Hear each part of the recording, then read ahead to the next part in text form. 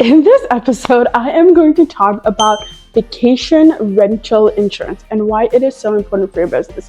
If you're a host who is looking to start, grow, scale your short-term rental portfolio, stick around. Welcome to Chai and Cabins, where we talk all things entrepreneurship, short-term rentals, real estate, and business.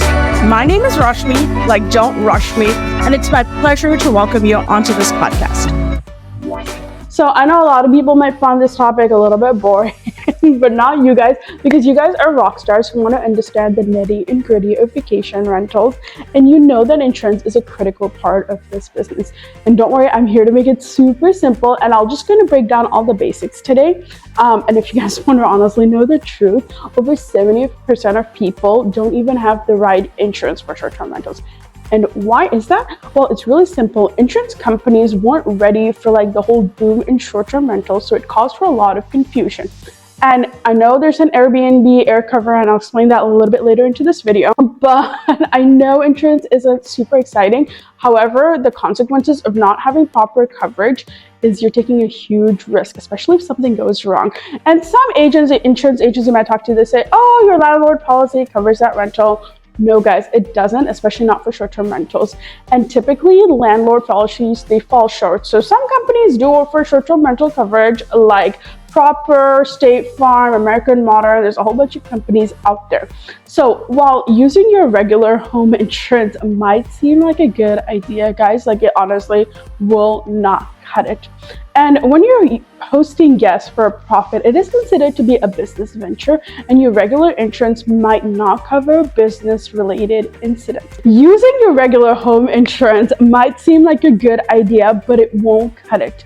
And when you're hosting guests for a profit, it is considered to be a business, and your regular insurance might not cover business-related incidents. Now, let's break it down.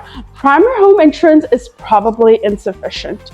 If something major happens, like say a guest causes fire in your property, your claim might get denied if they find out you were running a short-term rental without proper insurance and you were hosting guests. So vacation rental insurance is very specific to this space.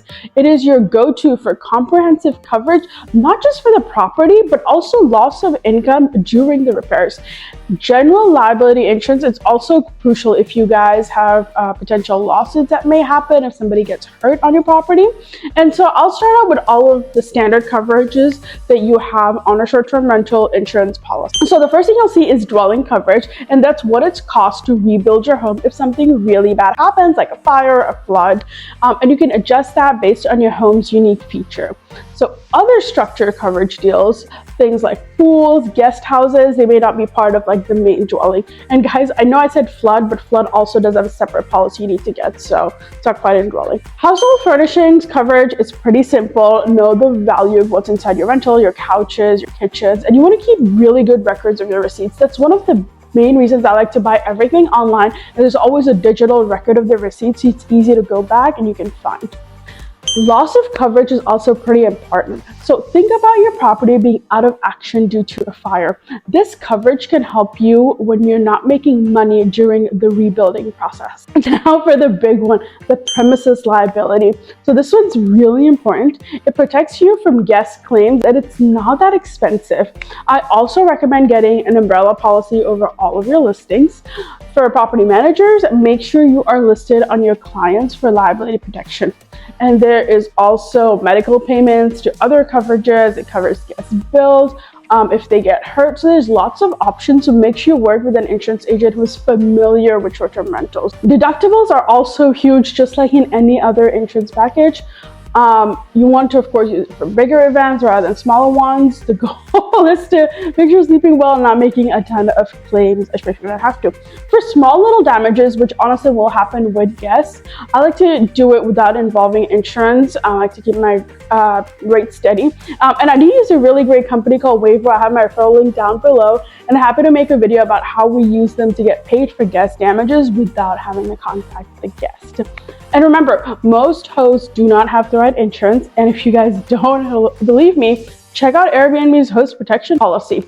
So make sure your insurance policy is updated for short-term rentals, especially if you're taking direct bookings. And when you guys are dealing with, say, Airbnb or VRBO, it's a little bit tricky. The resolution centers can be a hassle.